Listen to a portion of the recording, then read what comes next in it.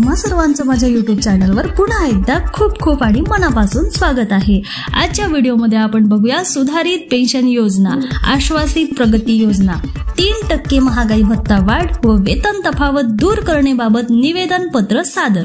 व्हिडिओला सुरुवात करण्या अगोदर तुम्हाला एक विनंती, चॅनलवर पहिल्यांदाच भेट देत असाल तर चॅनलला सबस्क्राइब करा आणि व्हिडिओला एक लाईक करायला विसरू नका। चला तर मग सुरू करूया आजच्या व्हिडिओला। राज्य कर्मचाऱ्यांना सुधारित पेन्शन योजना सेवा अंतर्गत आश्वासित प्रगती योजनेचा तिसरा लाभ तसेच वेतन तफावत दूर करणे व वाढीव महागाई भत्ता लागू करण्याबाबत राज्याचे अपर मुख्य सचिव यांच्या प्रति राज्य सरकारी कर्मचारी मध्यवर्ती संघटना महाराष्ट्र यांच्या वतीने दिनांक 17/1/2025 रोजी महत्त्वपूर्ण निवेदन पत्र सादर करण्यात आलेला आहे।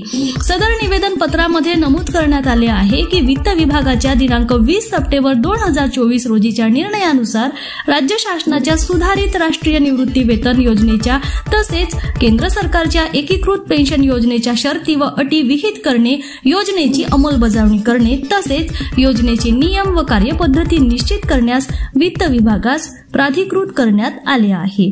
सदर बाबतचे शासन परिपत्रक अद्याप पारित झालेले नाही, त्यामुळे दिनांक 1 मार्च 2024 पासून ते आजपर्यंतच्या कालावधीत सेवानिवृत्त झालेल्या कर्मचाऱ्यांना या संदर्भात कोणता योग्य निर्णय घ्यावा याबाबतची संभ्रमावस्था निर्माण झालेली आहे।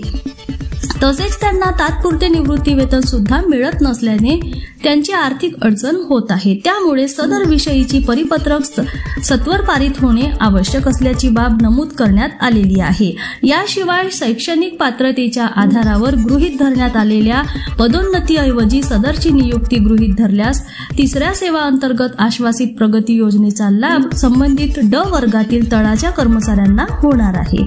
तसेच याविषयीची चर्चा करून निर्णय घेण्याची प्रक्रिया प्रलंबित असल्याचे नमूद करण्यात आलेले आहे।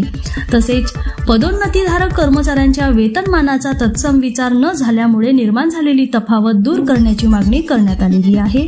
याशिवाय माहे जुलै 2024 पासूनचा अनुज्ञेय असणारा 3% वाढीव महागाई भत्ता व तत् अनुषंगिक लाभ मिळण्याची मागणी करण्यात आलेली आहे। धन्यवाद।